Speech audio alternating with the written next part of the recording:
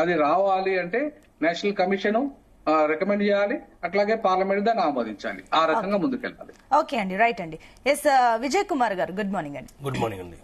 Yes Vijay Kumar గారు, ఇప్పుడు SC వర్గీకరణ బిల్లు తీసుకురావడం వల్ల అటు మాదిగలు నష్టపోతున్నారంటూ కూడా వారు అంటున్నారు, వారు అసంతృప్తి వ్యక్తం చేస్తున్నారు. అయితే గతంలో కూడా బీఆర్ఎస్ హయాంలో ఉన్నప్పుడు కూడా దీని గురించి కేంద్రాన్ని అడగడం జరిగింది, కానీ ఇది ఇప్పుడు రాష్ట్రంలోనే ఇది బిల్లు తీసుకొచ్చారు. సో దీన్ని ఏ రకంగా చూస్తుంది బీఆర్ఎస్?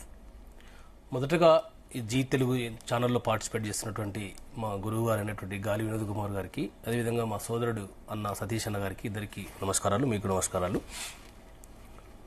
ఇది ఎస్సీ కేటగిరీషన్ అనేటువంటి ఒక ఉద్యమం దాదాపుగా 1970 నుంచి మొదలైనటువంటి ఉద్యమం ఇది. దాన్ని గుర్తించి 1995లో ఆనాడున్నటువంటి పాలకులు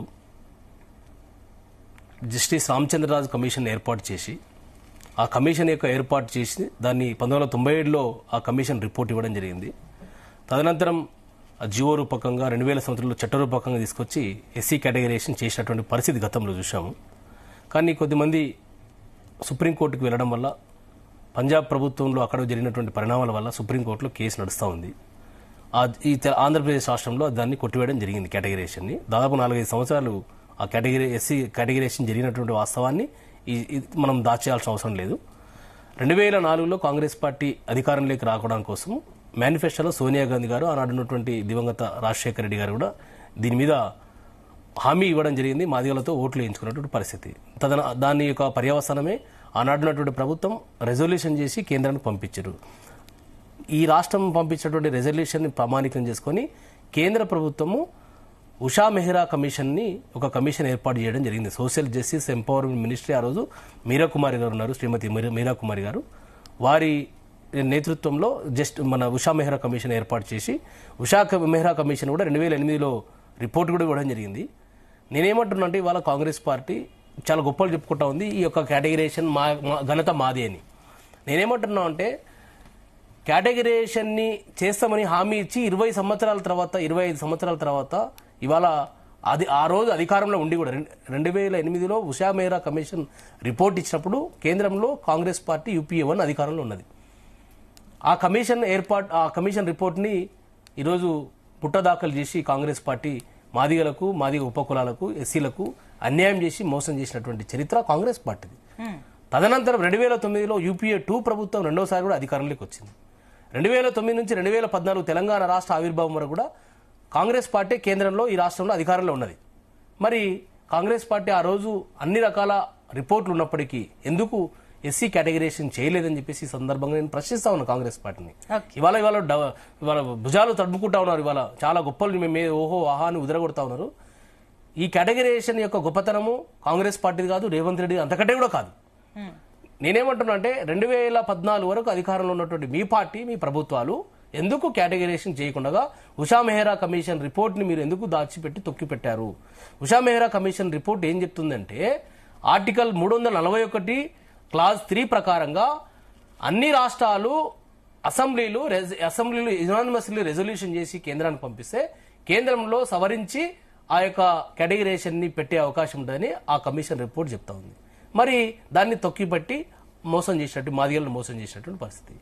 మరి బీఆర్ఎస్ పార్టీ నాయకుడు కేసీఆర్ గారు తెలంగాణ ఉద్యమం నేపథ్యం మొదటి నుంచి కూడా ఈ యొక్క మాదిగలకు సంబంధించినటువంటి ఏదైతే న్యాయబద్ధమైనటువంటి డిమాండ్ ఉందో ఆ డిమాండ్కి సంపూర్ణమైన మద్దతు పలికి వారు ఇచ్చినటువంటి ప్రతి కార్యక్రమంలో కూడా బీఆర్ఎస్ పార్టీ పాల్గొన్నది. కేసీఆర్ గారు స్వయాన పాల్గొన్నారు.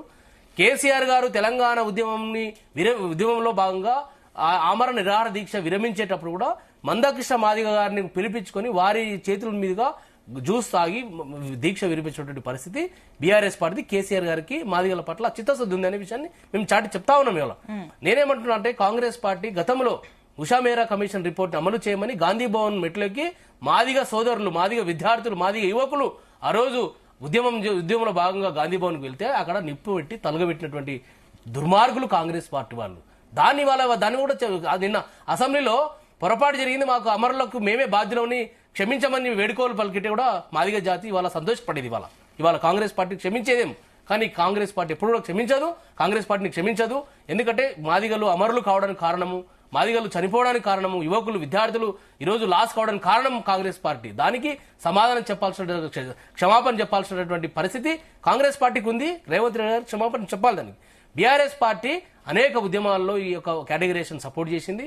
అదేవిధంగా 2014లో రాష్ట్రం అధికారంలోకి వచ్చిన తర్వాత మొట్టమొదటగా 2014 నవంబర్ 29వ తారీఖు రోజున ఈ రాష్ట్ర అసెంబ్లీలో ఇనానిమస్లీ రెజల్యూషన్ చేసి కేంద్రానికి పంపించి మాదిగ రిజర్వేషన్ కి ఏ స్థాయిలో కట్టుబడి ఉంది బీఆర్ఎస్ పార్టీ అని చిత్తశుద్ధిని నిరూపించుకున్నటువంటి పార్టీ బీఆర్ఎస్ పార్టీ. మా తెలంగాణ తొలి ముఖ్యమంత్రి మా నాయకుడు కేసీఆర్ గారు. తదనంతరం అదంతటితో ఆగకుండా ఆ యొక్క రిజర్వేషన్ ని అమలు చేయించమని పార్లమెంట్ లో పెట్టాలని మా పార్టీ బీఆర్ఎస్ పార్టీ పోరాటం చేసింది. మా పార్టీ పార్లమెంట్ సభ్యులు కూడా పార్లమెంట్ లో నిరసన వ్యక్తం చేసినటువంటి పరిస్థితి మా పార్టీది. అదే కాకుండా 2016 మే 11వ తారీఖు రోజున కేసీఆర్ గారి నేతృత్వంలో ఇప్పుడు ఈనాడున్నటువంటి మా పార్టీ నుంచి అమ్ముడు అయినటువంటి కడియం శ్రీఆర్ గారు కూడా ఆ రోజు ఉప ముఖ్యమంత్రి ఉన్నారు. వారు కూడా కేసీఆర్ గారు వెంట ఉన్నారు.